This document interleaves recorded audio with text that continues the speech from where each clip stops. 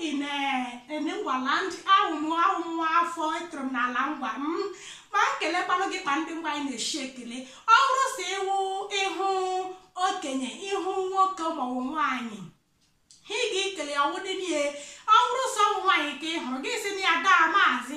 Ile ekele kwele ekele, anyị je ekele with respect. Anyị je hulata, ihulata shigi pa gị na kele me da maazi o. Lawo, kanka o, dabiri ọwụkpa ahụ ka ndebe ka anyị. Igbo chọrọ isu Igbo ekene m unu. Eji m n'aka unu nọcha mma. Ana m anabata unu tata na agba nke isii in our series of lessons.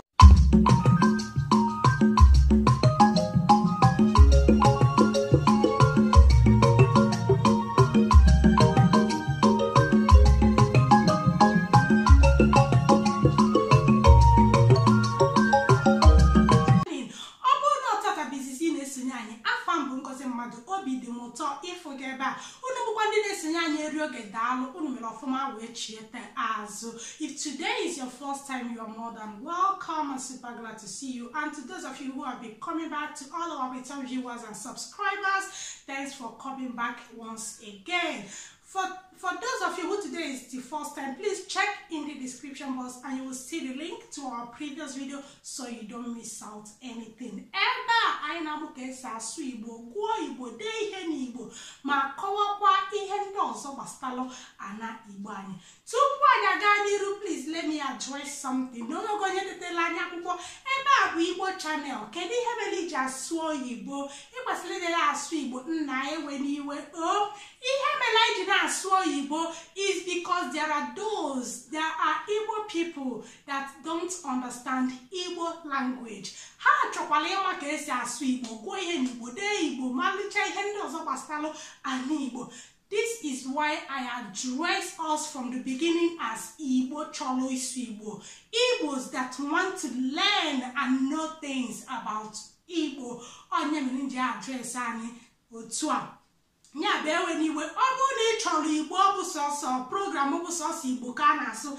Nenanya n'Igbo amaka ịhafụ other programs that is 100% Igbo a na-agwa ha agwa ilu ebe a, especially awa mgbede ọma, oge akụkọ ifo. Inenya ebe ahụ ịfụnụ ndị a iwe nwere ike ọkwa ịchọrọ ime Igbo mebe Igbo enjoy na ka anyị gaa n'iru na-etufu ya oge ọbụla. Izizi asị m ka ihe unu ụgbọala na ya wepụta series of learning n'izu gara aga. Ejichaghọ m ahụ. Though I'm back ego, but my voice wasn't clear enough. Unless you check, I don't know sign language. So, I hope Anya Batalia, Nabune when you were the Brian. Nabunese Nabagaraga, Ani Molomaka, Ezi Nuno. That is family in Igbo and those that made up Igbo family. And Igbo family is not made up of father, mother, children. Ezinụlọ Salombala Anakani Bulu Ibu. Maka gịnị na nwoke na-esi be nne ya pụọ jeje lụọ ụlọ nya bụ ụlọ adị n'ime ezinụlọ. For that house to stand, that man needs a zi. When a man goes out and build a house and did not marry, that man will live there and die, and that place becomes a forest, a bush, a deserted place. So for that house that man built to stand, that man needs a Z, that is the woman. And why did you refer this woman as she's a complete stranger? You are not going to marry. This is why Igbos don't intermarry. You don't marry someone related to you. Onye ọbụna ga-anụ onye agaghị agwe si metụta ụmụnna gị maọbụ ikwu gị maọbụ ibe gị nne m kwere Igbo ji ajụ ese. You go and bring this complete stranger, an outsider, ezi, onye ezi, Igbo batia gini abulotu, unu bulotu, her family become yours, her village become yours, her community become yours. Likewise yours to her. This is why anywhere you go, they will address you as part of them. Not because you are from their community, but because you have taken a daughter of the land into your own place. These two communities becomes one. These two families becomes one. And all of these people make up a family. Manuno batazianime ono mandebo inakakos. So by then, ezi adigo n'ụlọ, ụlọ adigo n'ezi. These two have become one with. Netufu yogo ọbụla ka anyị gaa n'ihe nwere n'izu anụwa. N'izu atata anyị si ka anyị mụọ ihe gbasalụ ekene n'ala Igbo, nya na afa n'ala Igbo. Ka anyị bido na ekene. Ụtụtụ ọma, that is for good morning. Ehihie ọma, that is for afternoon. Mgbede ọma, that is for evening. Ihe ndị a bụ ekene atụkwasịla atụkwasị. Ịbịa n'ala Igbo, we have our pure native way of greeting. Maka n'obodo niile nwere ka ha si ekene. Otu ndị anamụ anyị si ekene, ọ bụghị otu a ka ndị unu bibe di m si ekene. Ọ bụghị otu a ka ndị Nnewi si ekene. Ọ bụghị otu a ndị obodo, otu a ka ndị Ngwa si ekene. Ọ bụghị otu a ka ndị Enugu maọbụ Ebonyi si ekene. For example, I grew up in Ngwa land. Ahụ afọ etoro m n'ala Ngwa. Ma nkele kwanụ gị kpa ndị Ngwa anyị na-eshi ekele. Ọ bụrụ si ịhụ okenye, ịhụ nwoke maọbụ nwaanyị, ị ga-ekele ya ọwụdị n'ihe.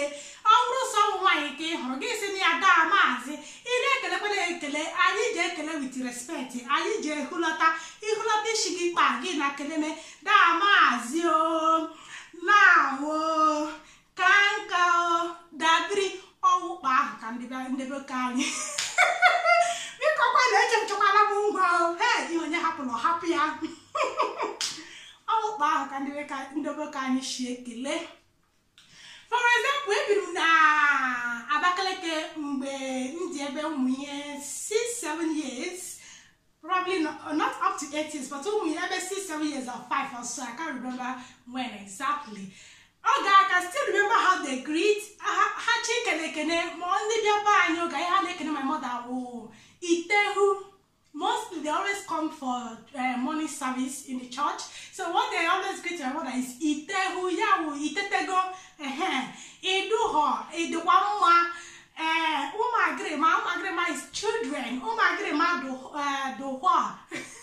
Biko eburu ya Abakaliki okwere n'imiwe ima na otego. So ndị niile nwere ka ha na-esi ekene. Ndị Anambra anyị nwere ka ha si ekene. Ndị Igbo onwe ndị na-asị una na ọna ewu na ije ebe mmadụ isi una na ọna onye ahụ ekenekwa gị. Otu a ka ndị be anyị na-esi ekene. Nya bụ jee ka ijije chọpụta otu ndị vileji gị na-esi ekene. Ọ ya bụ ị na ụlọ ihu okenye bụ unu ikene ya ka a na-esi ekene. Ihe ọzọkwa dịka siwekwo, we greet with respect. For example, ịbụrụ nwaanyị iteta ụla oge Igbo maka esi eme ihe. Nwaanyị iteta ụla ide igbuolu di gị n'anya bụ chi gị, chi na fanya igbuoli ya nna anyị ụtụtụ ọma maọbụ ikene ihe ndị bụ unu na-ekene. O wee were aka ngozi wee bikwasị gị, ọ tụọ gị nwunye m Oriakụ nke ọbụla na-akpọ gị, ọ tị gị itetego, o bikwasị gị aka, a blessing hand. O wee na ọgbọnwụ nkọ ya gbanụlebe a ọgọọlụ gị ọfọ ndụ. Ụbọchị a na-aga ọbọzi kịta bụ ya etete ọchekwa ihu n'elu. Good morning. Hey honey, how was your night? Hope you slept well. Oh my God. Ọkpala sheme. Nya bụ ifu okenye ihunata wee kene ya. We greet with respect. Otu aka ndị be anyị na-esi ekene maka ikuzieli ụmụ gị ka ọ hapụ iwu ọhụụ oru echi ọhụụ okenye hụ ndị ikwu nne ya na ikwu nne ya asị ha ofa okwebi ya n'aka. Ọhụụ otu ahụ ọ ga-ehunata tụọrọ ya keneri ya okenye ahụ. Every elder in Igbo land in those olden days carries blessing. Obi kwasị gị aka ọ gọzie gị. Ọ gbasịkwa maka okenye ndị arụrụmanụ ụfọdụ anyị nwere kịta anụnwa anyị ma ndị a na-eme exist.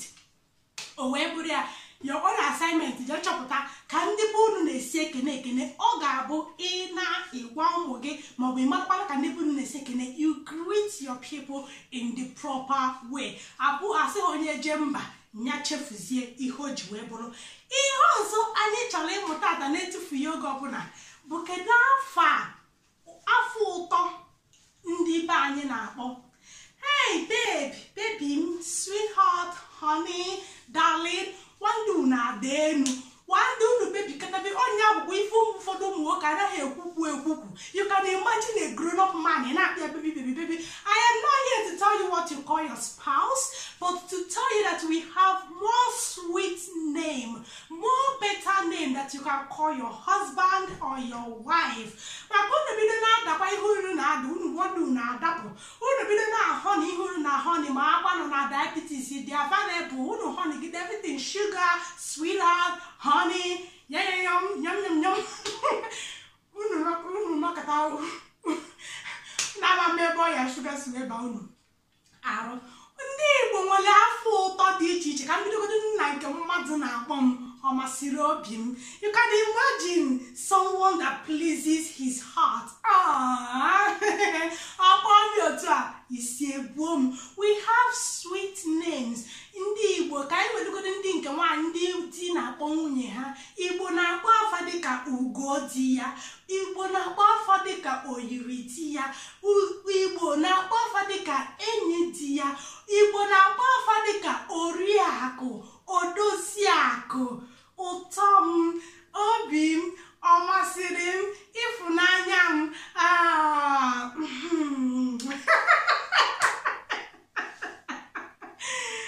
Enyi m, ihe ndị a bụ si afọ ụtọ ndị Igbo na-akpọ.